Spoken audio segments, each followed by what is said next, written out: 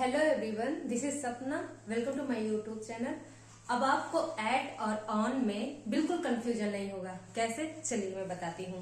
जो आपका ऐड होता है वो एक पर्टिकुलर टाइम, पर्टिकुलर प्लेस को रिप्रेजेंट करता है। जी कैसे, चलिए एग्जाम्पल से समझते हैं। जो हमारा ऐड होता है ना, वो पर्टिकुलर टाइम को बताएगा, पर्टिकुलर एक प्लेस को बताएगा। For example, he left eight 6 o'clock, मतलब वो छोड़ के चले गए 6 o'clock। तो 6 o'clock एक पर्टिकुलर टाइम हो गया।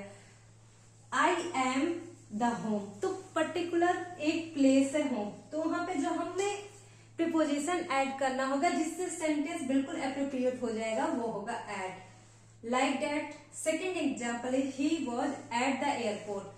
एक पर्टिकुलर प्लेस को दिखा रहा है एयरपोर्ट, तो यहाँ पे प्रीपोजिशन ऐड हो गया। Now come to the on. On basically ये हमारे सरफेस की बात करता है। ऑन जब भी रिप्रेजेंट करेगा तो एक सरफेस पे जो चीजें रहेंगी ना, तो ऑन वहां पे हम लगाएंगे। चलिए एग्जाम्पल से समझते हैं। The book is on the table. Book कहाँ है? टेबल पर है, तो टेबल के सरफेस पे है ना, तो वहां पे हम ऑन प्रीपोजिशन यूज करेंगे। The book is on the table.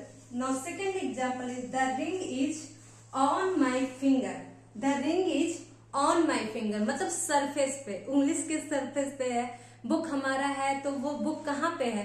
Table के सरफेस पे। रिंग कहाँ है? उंगली के सरफेस पे है। तो हमें सरफेस की बात जो बताएगा वो ऑन होगा, जो एक पर्टिकुलर टाइम, एक पर्टिकुलर प्लेस के बारे में बताएगा एट। आई होप कि आपको आज से कंफ्यूजन एट और ऑन में नहीं होगा। Thank you for watching it.